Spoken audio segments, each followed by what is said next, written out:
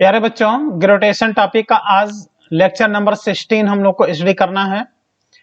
और बेटा आज के लेक्चर में यह टॉपिक फिनिश भी हो जाएगा। और आज हम ग्रेविटेशन टॉपिक का केवल क्वेश्चन कराएंगे, क्योंकि मोशन ऑफ सैटेलाइट हम लोग अराउंड अर्थ ये कंप्लीट हम लोग पढ़ चुके हैं। सैटेलाइट की energy, kinetic energy, potential energy, total energy, binding energy, ये सब हम लोग स्टडी कर चुके हैं। आज लेक्चर नंबर 16 में हम लोग क्वेश्चन करेंगे और आज ये टॉपिक ग्रेविटेशन टॉपिक फिनिश भी होगा। इसके बाद से मैकेनिक्स का नेक्स्ट टॉपिक चलेगा सिंपल हार्मोनिक मोशन। तो आओ ग्रेविटेशन टॉपिक आज स्टार्ट करते हैं। लेक्चर नंबर बेटा 16। ये असाइनमेंट में देख लेना, 5 नंबर क्वेश्चन दिया है। A satellite moves around the earth in a circular orbit with speed v। Mass m है सैटेलाइट का, देख रहे हो। सैटेलाइट का बेटा मास है m, सैटेलाइट की स्पीड है v। किसके बेटा? सैटेलाइट की। तो कह रहा है कि सैटेलाइट की टोटल एनर्जी बताओ। तो हम लोगों ने क्या पढ़ा था? Total energy is equal to minus kinetic energy. Minus और काइनेटिक एनर्जी सैटेलाइट का हो जाएगा हाफ, उसका मास m दिया है, स्पीड v दिया है। तो देख लो बेटा हाफ mv स्क्वायर। ये हो गया सैटेलाइट की टोटल एनर्जी, क्योंकि बेटा total energy is equal to होता है minus of kinetic energy. Kinetic energy minus लगा दो तो टोटल एनर्जी आ जाता है। तो देखो ट्रिकी कॉन्सेप्ट है, तुरंत सॉल्व हो गया। इसका आंसर होगा माइनस हाफ mv स्क्वायर। केवल काइनेटिक एनर्जी पूछता तो हाफ mv स्क्वायर होता है, टोटल एनर्जी पूछ रहा है, इसमें माइनस क्या हो जाएगा बेटा? अटैच हो जाएगा। इसके बाद से देख लो सेकंड लेवल का ये क्वेश्चन नंबर 38 है और इसका सोल्यूशन हम लोग करते हैं। 38 number question of second level. Artificial satellite का देखो नाम ले लिया। Artificial satellite moving A circular orbit around the earth has total, देखो टोटल एनर्जी यानी काइनेटिक प्लस पोटेंशियल। सैटेलाइट की टोटल एनर्जी E, ये दिए हैं E0। अब पूछ रहे हैं पोटेंशियल एनर्जी, पोटेंशियल एनर्जी पूछ रहे हैं। तो ऐसे में बेटा हमने ट्रिक बताया था, total energy is equal to potential energy upon 2। Satellite के केस में हमने ट्रिक बताया था, total energy is equal to minus kinetic energy is equal to potential energy upon 2 is equal to minus binding energy. ये trick याद रखना, इससे कई क्वेश्चन तुम्हारी चुटकी बजा के सॉल्व हो जाएंगे। तो पोटेंशियल एनर्जी पूछ रहा है तो पोटेंशियल एनर्जी हो जाएगा 2 ऑफ टोटल एनर्जी, और टोटल एनर्जी दिया है E0, तो आंसर हो जाएगा 2E0। ये आ गया आंसर। तो ये 2E0 इसका आंसर हो गया। ट्रिकी मेथड से बड़ा आसानी से ये सॉल्व हो जाता है। फिर ये देख लो फर्स्ट लेवल का 30 नंबर क्वेश्चन है। 30 number question of first level, जो AIPMT मेडिकल एग्जाम 2012 में देखो इसी ट्रिक पे कैसे क्वेश्चन पूछा है। For a satellite moving an orbit, देखो यहां भी नाम ले लिया किसका बेटा? सैटेलाइट का नाम ले लिया। Satellite moving an orbit around the earth, the ratio of kinetic energy to potential energy. तो काइनेटिक एनर्जी और पोटेंशियल एनर्जी का क्या पूछ रहा है? रेशियो पूछ रहा है। तो क्या ट्रिक होता है? Total energy is equal to minus kinetic energy is equal to potential energy upon 2 is equal to minus binding energy. तो यहां तुम देख लो minus kinetic energy is equal to potential energy upon 2। Answer में कहीं minus नहीं दिए हैं, माइनस टर्म बेटा छोड़ दो, माइनस करो यहां पे छोड़ दो, क्योंकि आंसर में माइनस नहीं दिए हैं। तो k बराबर क्या आ गया? U upon 2। तो यहां से अगर देखा जाए तो काइनेटिक एनर्जी और upon potential energy is equal to कितना आ गया? 1 अपॉन 2 आ गया। Kinetic energy upon potential energy is equal to 1 upon 2। देखो ट्रिकी मेथड से सॉल्व हो गया, फर्स्ट ऑप्शन सही है। ये जो ट्रिक हम बताए हैं ना, इस पर डायरेक्ट क्वेश्चन एग्जाम में आता है, इस ट्रिक को याद रखना। यही ट्रिक मॉडर्न फिजिक्स में जब हम लोग एटॉमिक स्ट्रक्चर पढ़ता है वहां भी यूज होता है यही ट्रिक।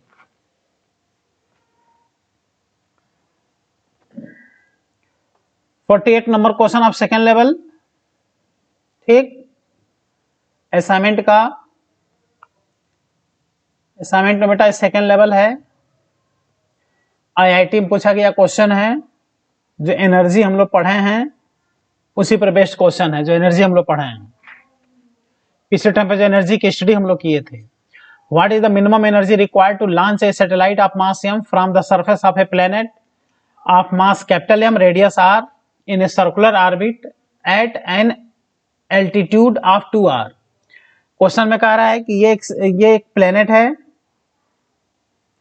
प्लेनेट का बेटा रेडियस r है, मास m है, ये हो गया बेटा प्लेनेट। तो ये इसका सरफेस हो गया, ये सरफेस पे एक मास m है ना, एक सैटेलाइट है। देखो सैटेलाइट का मास m दिया है, तो इसको कितने काइनेटिक एनर्जी से प्रोजेक्ट किया जाए, काइनेटिक एनर्जी पूछ रहा है। देख लो मिनिमम काइनेटिक एनर्जी इसका पूछ रहा है। देखो मिनिमम एनर्जी रिक्वायर्ड, कितनी काइनेटिक एनर्जी से इसको प्रोजेक्ट कर दिया जाए कि वह 2r, देखो 2r एल्टीट्यूड पर, 2r एल्टीट्यूड पे जाकर के सेट हो जाए, 2r के हाइट पे जाकर के वो क्या हो जाए बेटा, सेट हो जाए। अर्थ सरफेस से मतलब उसका जो ऑर्बिटर रेडियस हो वो कितना हो, 2r हो। तो कह रहा है launch a satellite of mass m from the surface of planet of mass M radius r in a circular orbit at an altitude of 2r। ठीक है, तो वह जाकर के इस ऑर्बिट में सेट हो जाना चाहिए, इस ऑर्बिट में ऐसे जाकर के वह सेट हो जाना चाहिए। ठीक बेटा, तो इस तरह से देखा जाए तो ये इसका जो रेडियस है, इस प्लेनेट का रेडियस बेटा r है, तो ये 2r के एल्टीट्यूड पर, एल्टीट्यूड हमेशा सरफेस से मेजरमेंट किया जाता है, 2r के एल्टीट्यूड पे आकर के ये अपने ऑर्बिटिंग करने लगे, ये ऑर्बिट में आकर के बेटा सेट हो जाए। सैटेलाइट को ऐसे लाके छोड़ थोड़े दोगे, वहां पे जाके इसको क्या कर दोगे, टोटल एनर्जी दे दोगे। ये अपने ऑर्बिट में यहाँ पे इसकी टोटल एनर्जी कितनी है, E है, यानी यहाँ काइनेटिक एनर्जी भी है, साथ में क्या है, पोटेंशियल एनर्जी भी है। ठीक है, तो इसमें अगर एनर्जी कंजर्वेशन से अगर हम लोग देखें, एनर्जी कंजर्वेशन से, तो यहाँ पे इसकी kinetic energy plus potential energy बराबर कर दें final kinetic energy plus potential energy. तो इस तरह से अगर इसका सोल्यूशन किया जाए,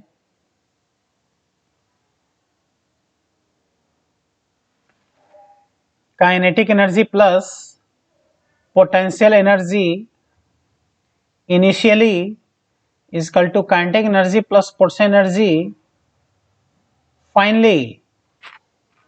ठीक है, तो यहां पर हम लोग को काइनेटिक एनर्जी फाइंड करना है, इनिशियल कितने काइनेटिक एनर्जी से प्रोजेक्ट कर रहे हैं, और इनिशियल पोटेंशियल एनर्जी हो जाएगा -g, प्लेनेट का मास m, सैटेलाइट का मास m अपॉन r, और इसको हम लोग कह देंगे बेटा final total energy. k plus u क्या होता है बेटा, टोटल एनर्जी। तो आ गया k minus G mm upon r is equal to final total energy कितना होगा, -g फाइनल टोटल एनर्जी। भाई टोटल एनर्जी का फॉर्मूला क्या होता है, -g प्लेनेट का मास इंटू सैटेलाइट का mass upon 2 into small r, small r orbiter radius है, स्मॉल r ऑर्बिटर रेडियस है, और ये वैल्यू स्मॉल r का वैल्यू देखो कितना दिखाई दे रहा है, 3r हो जाएगा स्मॉल r का वैल्यू बेटा यहाँ पर 3r। तो इस हिसाब से देखा जाए तो k इज इक्वल टू, ये इधर आ गया तो प्लस हो गया, और G M M upon r minus G M M upon 2, और r के स्थान पे क्या हो गया बेटा 3r।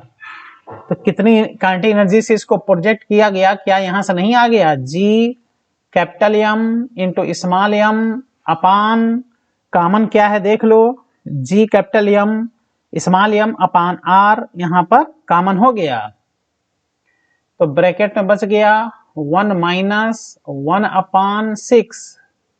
देखो यहां से 1 माइनस 1 अपॉन 6 बचा, तो ये आ गया kinetic energy is equal to G capital M small m upon r into 5 upon 6।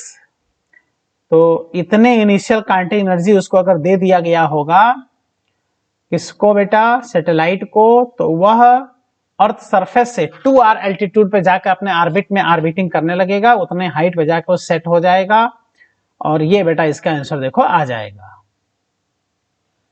ये सब एनर्जी के क्वेश्चन हैं, जो एनर्जी हमने बताया था देखो उसी का सब क्वेश्चन है। कितना अच्छे क्वेश्चन सब, जितना एनर्जी का कॉन्सेप्ट हमने बताया है। ये सेकंड लेवल का आईआईटी में पूछा गया क्वेश्चन है, जिसमें क्वांटिटी एनर्जी का फॉर्मूला यूज हुआ, पोटेंशियल एनर्जी का फॉर्मूला यूज हुआ, टोटल एनर्जी का फॉर्मूला यूज हुआ, -G capital M small m upon 2r।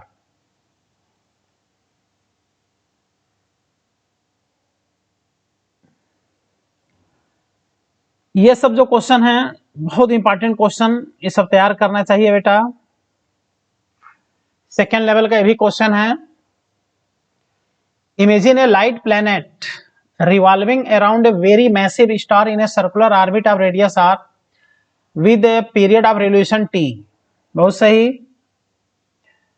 एक मैसिव प्लैनेट है, उसके चारों तरफ r रेडियस में ये रिवॉल्व कर रहा है। ये कोई प्लैनेट है जिसका मास m है और इससे ये बॉडी है जो कि r रेडियस में इसके चारों तरफ रिवॉल्व कर रहा है r रेडियस में। तो इसका जो टाइम पीरियड है वो t है। तो टाइम पीरियड बेटा कह रहा है कि if gravitational force of attraction, भाई इस बॉडी और इस प्लैनेट के बीच ग्रेविटेशनल फोर्स लगेगा। तो gravitational force between two bodies हमेशा इनवर्स स्क्वायर लॉ को फॉलो करता है, लेकिन ये देख लो क्या दे दिया है, r⁻⁵2 के प्रोपोर्शनल है। यानी बेटा जो ग्रेविटेशनल फोर्स है, बॉडी पर लगने वाला ग्रेविटेशनल फोर्स, वह क्वेश्चन में स्पष्ट दे रहा है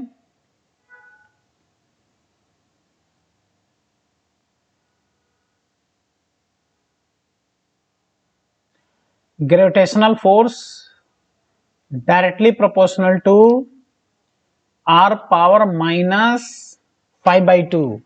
तो कह रहा है कि जो टाइम पीरियड है वह बेटा r पर किस तरह से डिपेंड होगा। तो अब क्या किया है ना, ग्रेविटेशनल फोर्स की डिपेंडेंसी चेंज कर दिया है, इनवर्स स्क्वायर लॉ को फॉलो नहीं किया है। ऐसे में टाइम पीरियड का जो स्क्वायर होगा वह केपलर लॉ को फॉलो नहीं करेगा। मतलब टाइम पीरियड का स्क्वायर देखो, पहला ऑप्शन r³ के प्रोपोर्शनल नहीं होगा। वो तब होता है जब ये ग्रेविटेशनल फोर्स बेटा इनवर्स स्क्वायर लॉ को क्या करता है, फॉलो करता है। तो ऐसे क्वेश्चन में क्या करना चाहिए, ग्रेविटेशनल फोर्स के हेल्प से टाइम पीरियड निकाल लेना चाहिए। तो टाइम पीरियड जब निकालोगे तो आ जाएगा कि टाइम पीरियड का जो स्क्वायर है वो r पर कैसे डिपेंड है, क्योंकि ऑप्शन में देख लो टाइम पीरियड का स्क्वायर r पे कैसे डिपेंड है ये पूछ रहा है। ऐसे क्वेश्चन बहुत ही इंपॉर्टेंट होते हैं। तो तुम क्या करो भाई, इस बॉडी पर, इस सैटेलाइट पर एक इमेजिन लाइट प्लैनेट है जो कि एक मैसिव स्टार के चारों तरफ ये रिवॉल्व कर रहा है। तो ये ग्रेविटेशनल फोर्स ही सेंट्रीपिटल फोर्स प्रोवाइड कर रहा होगा। तो हम लोग क्या करेंगे, यहाँ पर कहेंगे gravitational force is equal to centripetal force. बोलो,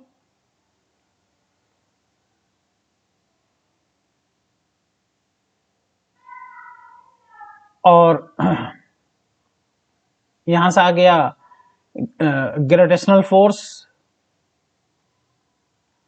is equal to centripetal force m r omega square. क्यों m r ओमेगा स्क्वायर लिखे, क्योंकि टाइम पीरियड चाहिए।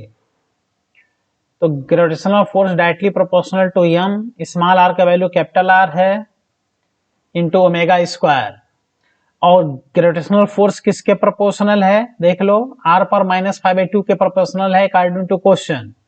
यानी यहाँ पे -Gm अपॉन r² ना लगा देना, ये अपने हिसाब से चेंज कर दिया है। यही खास बात है इस क्वेश्चन का, इसलिए सब क्वेश्चन बहुत इंपॉर्टेंट माने जाते हैं, होते बहुत आसान हैं। तो यहाँ लिख देंगे r⁻⁵2, देख लो r⁻⁵2 के प्रोपोर्शनल है तो उसको लिख दो, directly proportional to m r omega square. तो यहां से आ गया बेटा omega square directly proportional to m r⁻⁵2 upon r,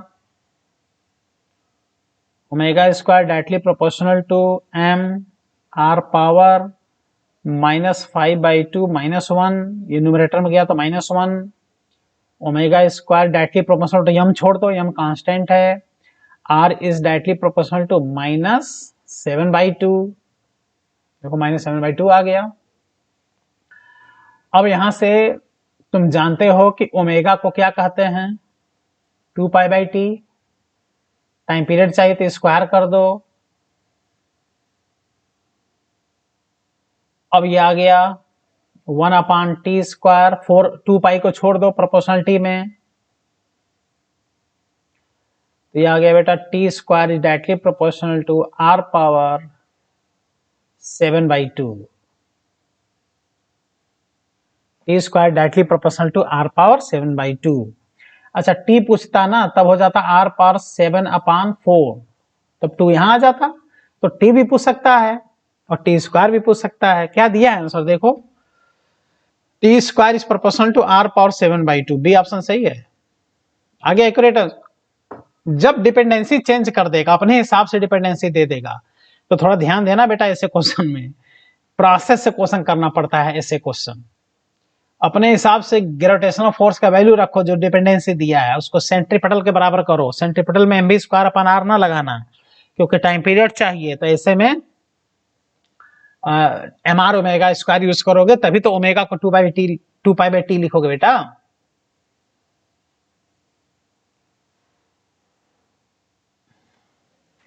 अच्छा, अब यहां से थोड़ा तुम कॉन्सेप्ट देख लो। देखो बेटा कॉन्सेप्ट क्या है, जैसे कह दे क्वेश्चन में कि ग्रेविटेशनल फोर्स जो लग रहा है वो r⁻7/2 के प्रोपोर्शनल है। थोड़ा ट्रिकी मेथड से सॉल्व करो तो और भी क्वेश्चन तुम्हारे सॉल्व हो जाएंगे। बुक में और भी क्वेश्चन दिए हैं। ग्रेविटेशनल फोर्स r⁻7/2 के प्रोपोर्शनल है, ठीक। तो इसमें कह रहा है कि जो टाइम पीरियड का स्क्वायर है वह r पे कैसे डिपेंड होगा। तो इसमें करना ये चाहिए, क्या दिया है इसमें देखते हैं।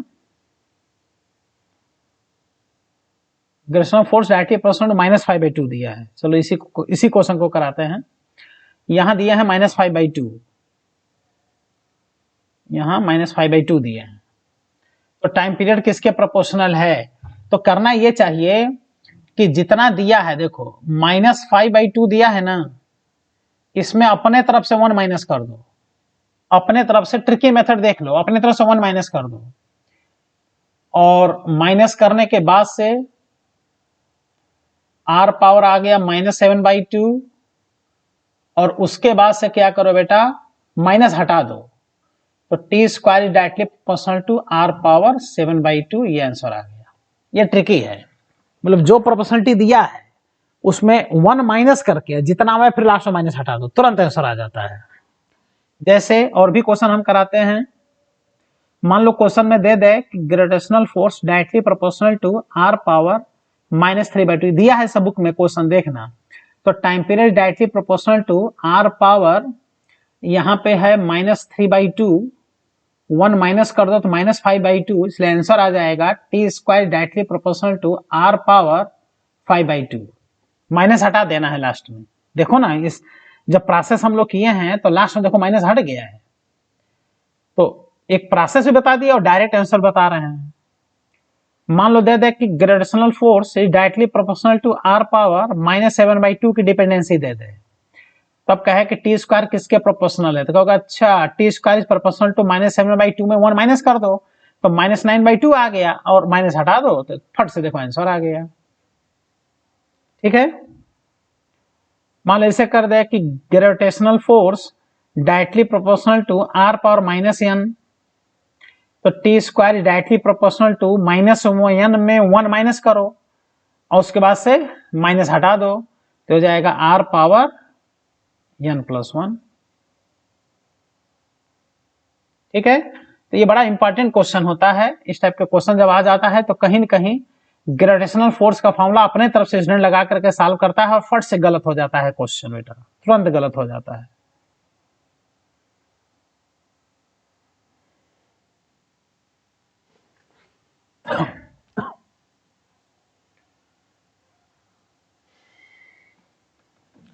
अब जैसे ये क्वेश्चन है,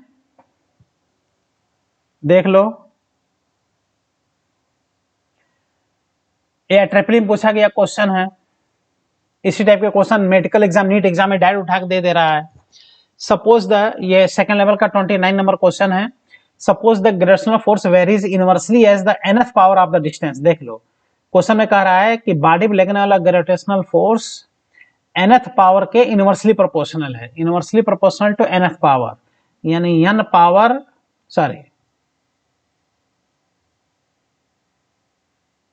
r पावर डिस्टेंस के nth पावर के इनवर्सली, यानी r पावर माइनस n के डायरेक्टली प्रोपोर्शनल हो गया, या nth पावर के इनवर्सली का हम लोग बात एक ही हुआ।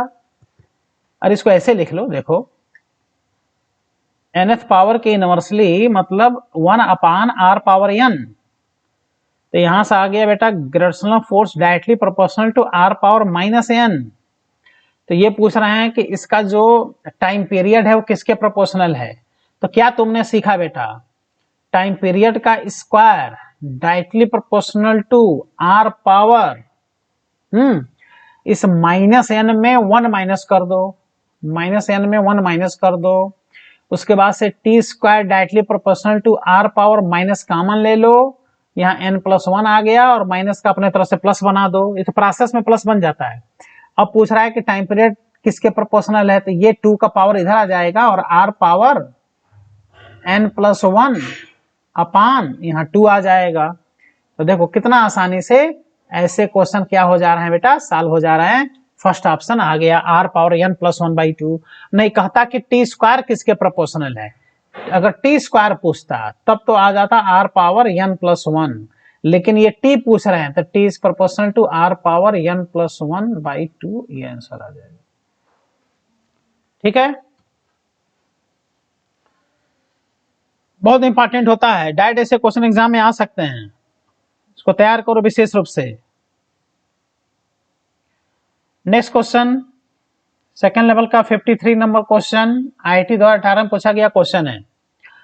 क्या पूछ रहा है, a particle is moving with uniform speed in a circular orbit of radius r in a centripetal force, central force यानी gravitational force inversely proportional to nth power of r। वही तो है क्वेश्चन, देखो gravitational force directly proportional to nth power of r, inversely proportional to nth power upon r हो गया। तो ये हो गया बेटा directly proportional to r power minus n। तो यहां से आ गया टाइम पीरियड का square directly proportional to r power minus n+1, इसको प्लस बना देंगे तो टाइम पीरियड किसके प्रोपोर्शनल है। अभी जो क्वेश्चन कराए हैं वही देखो फिर से पूछा है, r पावर n+1/2, ये आंसर आ गया बी ऑप्शन। ठीक है बेटा,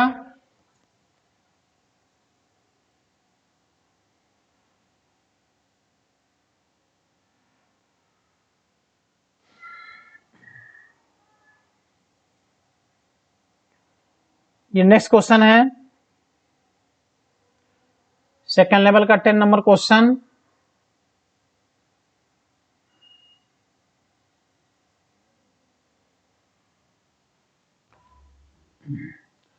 If the gravitational force between two objects were proportional to 1/r, दो ऑब्जेक्ट के बीच ग्रेविटेशनल फोर्स r के इनवर्सली नहीं होता, वो देखो एज नॉट 1/r², होता 1/r² है, अब प्रोपोर्शनलिटी दिया है 1/r का, यानी gravitational force is proportional to 1/r, ये क्वेश्चन में दिए हुए हैं।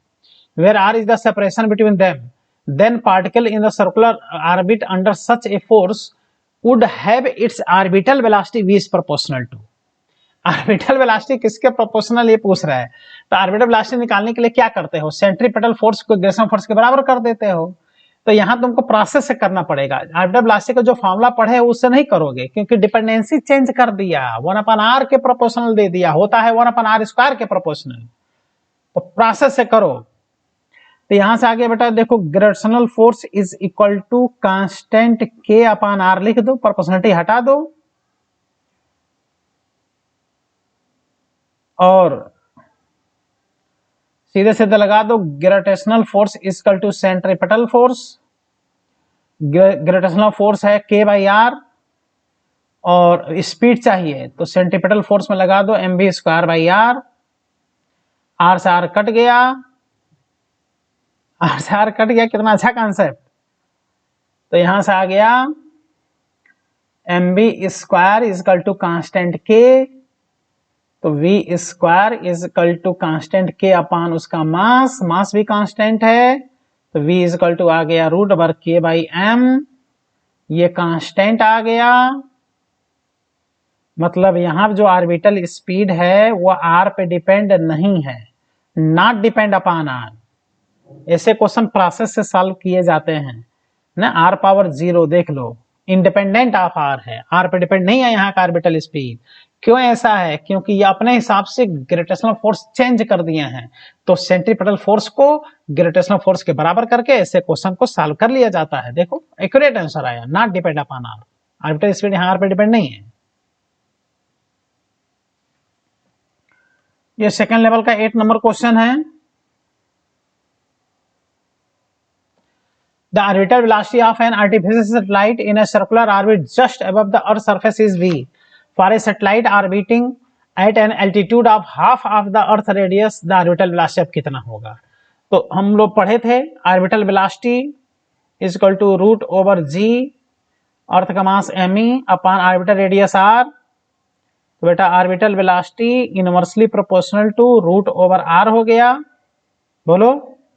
इसलिए पहले ऑर्बिटल वेलोसिटी v1 अगर लिख दें, बाद में ऑर्बिटल वेलोसिटी v2 लिख दें, तो हो जाएगा बेटा रूट ओवर r2 अपान कितना r1। पहले ऑर्बिटल वेलोसिटी v दिया है, बाद का v2 पूछ रहा है, पहले ऑर्बिटल रेडियस r है और बाद में आधा कर दिया, देखो लिख रहा है, बाद में क्या कर दिया, satellite orbiting an altitude half of the earth radius, आधा कर दिया, देख रहे हो। तो ऐसे में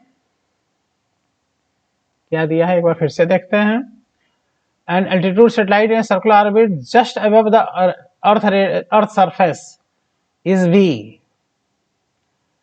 just above the earth surface is v। अच्छा पहले बेटा जो r1 था वो r के बराबर था, एकदम अर्थ सरफेस पे ऑर्बिटिंग कर रहा है, और बाद में जितना अर्थ रेडियस होता है उसका आधा ऊपर चला गया, तो ये हो गया r प्लस r/2, ये हो गया ना बेटा, और उसका orbital radius r plus r/2 हो गया। यानी यहां पर वैल्यू थोड़ा सा रखने मिस्टेक हो रहा है, इसको सही कर दे रहे हैं। तो ऐसे में r2 को लिख देना है 3r/2, r1 को लिख देना है r, तो v upon v2 is equal to root over 3/2, तो v2 is equal to v root over 2/3। यह बेटा आ गया इसका आंसर, ठीक, या v2 बराबर v root over 2/3, C answer सही है इसका। पहले अर्थ सरफेस का नजदीक था तो ऑर्बिटल रेडियस कैपिटल R हो गया, बाद में r/2 ऊपर चला गया तो r प्लस r/2 मिलकर 3r/2 उसका रेडियस हो गया।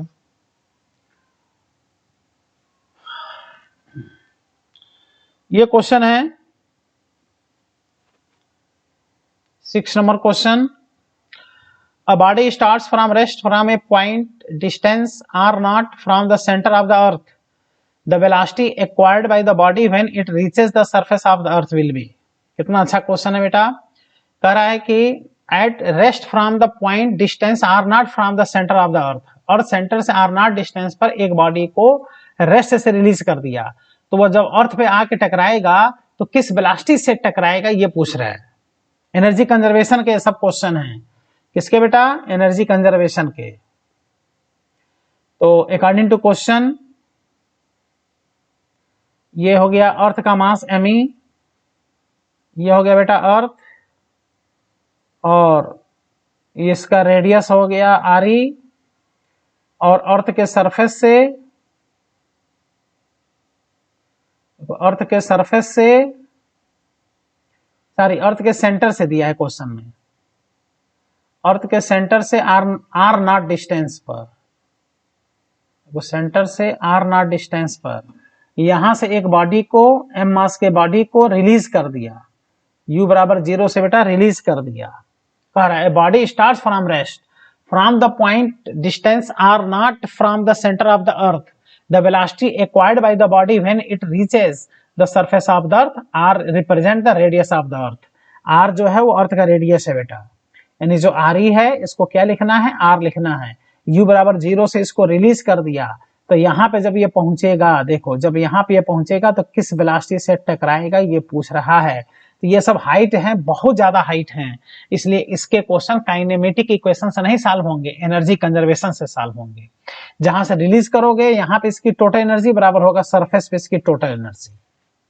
तो क्या करना है, energy conservation, total energy initial equal to total energy final. Total energy में आएगा kinetic energy plus potential energy is equal to kinetic energy plus potential energy final. ठीक है, तो काइनेटिक एनर्जी शुरू में 0 है, पोटेंशियल एनर्जी है -g, अर्थ का मास me, बॉडी का मास m और सेंटर से डिस्टेंस r0, और काइनेटिक एनर्जी हो जाएगा टकराने का हाफ mv², v फाइंड करना है, और पोटेंशियल एनर्जी हो जाएगा -g MEM अपान r।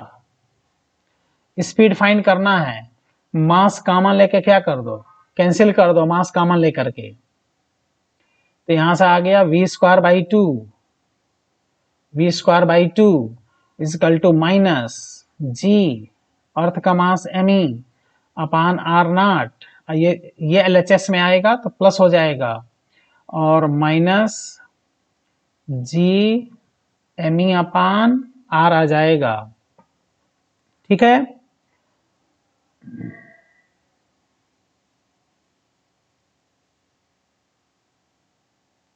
अब 2 का इधर हो जाएगा मल्टीप्लाई, तो देखो v² is equal to 2g me upon r -2g me upon r0।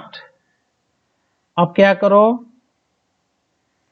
v² is equal to, कुछ कॉमन दिखाई दे रहा है, 2g me कॉमन है, तो 2g अर्थ का mass me 1 upon r0 minus earth का रेडियस 1 अपान r।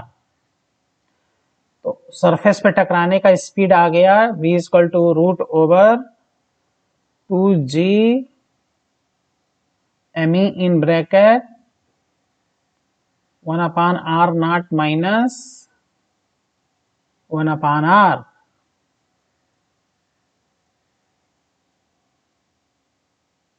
ये आंसर आ गया। देखते हैं कोई आंसर मिलता है कि नहीं। मिल गया बी आंसर। देखो रूट के अंदर जी एम है और एम, यहाँ एम ही ना लिखे एम लिखा है, मतलब अर्थ के मास को कैपिटल एम लिखा है, हमने एम ही लिख दिया है, ये बी आंसर आ गया।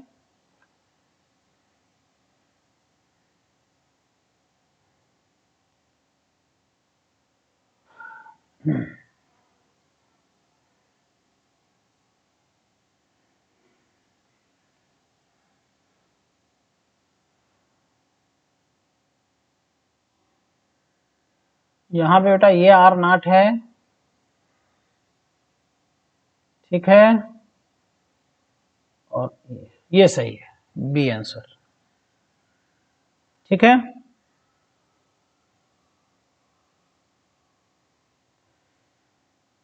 यह है 4 नंबर क्वेश्चन सेकेंड लेवल का।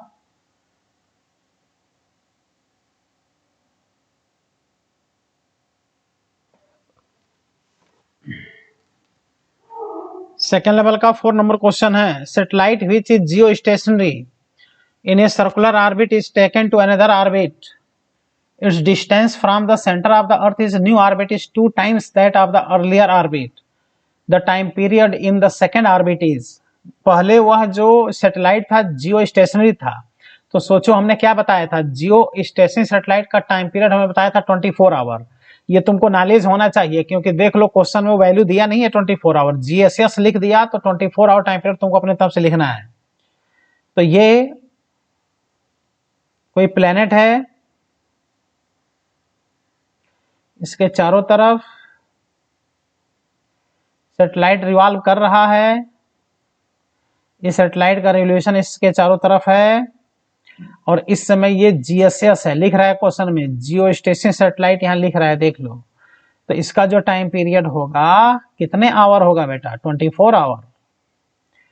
और पहले ये इसके सेंटर से आर ऑर्बिटल रेडियस में ऑर्बिटिंग कर रहा है, बाद में इस सैटेलाइट को पहुंचा दिया किसी दूसरे ऑर्बिट में, और उसका जो सेपरेशन है देख लो, ऑर्बिटल रेडियस पहले वाले का 2r है, डबल है, यानी बेटा जो r2 आ गया पहले के रिस्पेक्ट में डबल आ गया।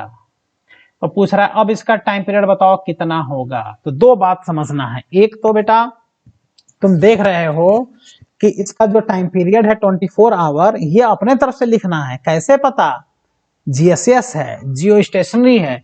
अब बाद में बेटा जब इसका रेडियस तुम चेंज करके डबल कर दोगे तो इसका टाइम पीरियड चेंज हो जाएगा, तो वही टाइम पीरियड पूछ रहा है। तो ऐसे क्वेश्चन कैसे सॉल्व करोगे, केपलर लॉ से। किससे सॉल्व होगा, सैटेलाइट भी केपलर लॉ को फॉलो करता है, ये बात हमने बताया था। तो इसलिए T is directly proportional to r power 3/2, Kepler law apply कर दो, that is T1 upon T2 is equal to R1 upon R2 power 3/2। बोलो। तो पहले टाइम पीरियड 24 आवर है, बाद का टाइम पीरियड बेटा फाइंड करना है। पहले ऑर्बिटल रेडियस r है, बाद में 2r है,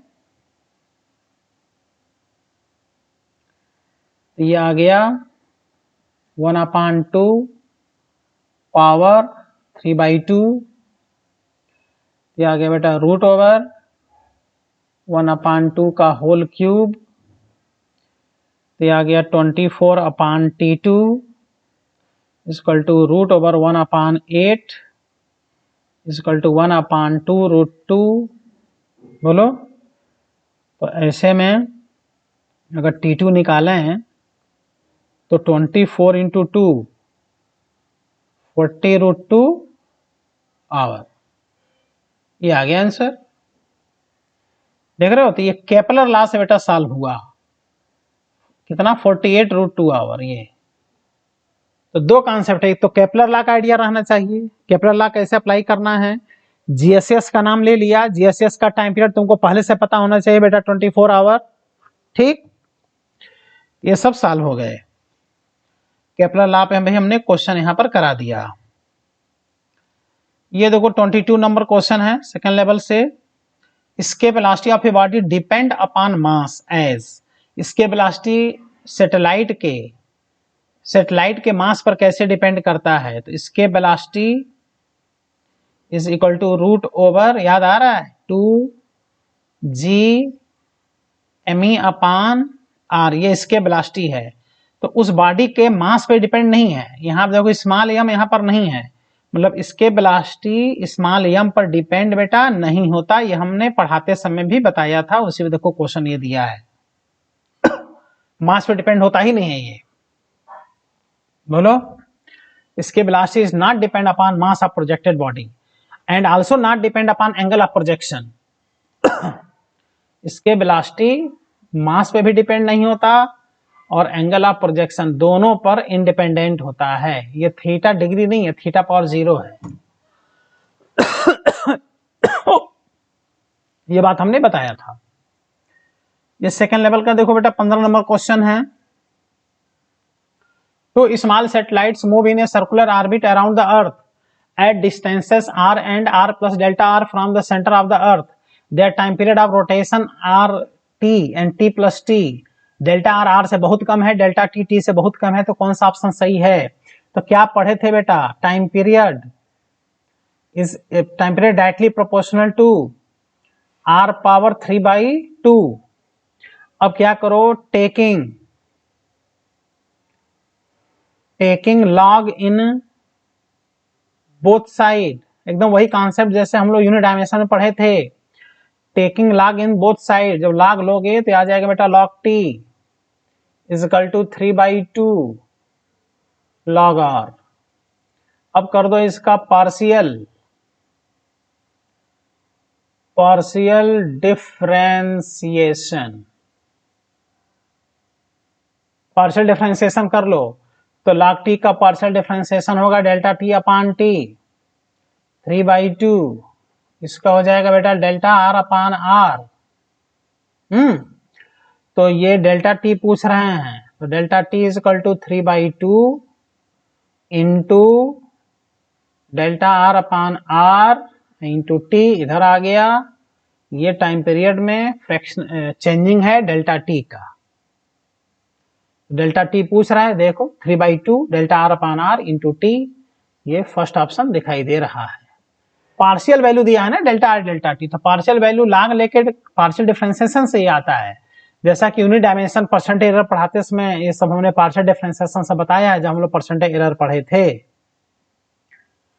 ठीक है,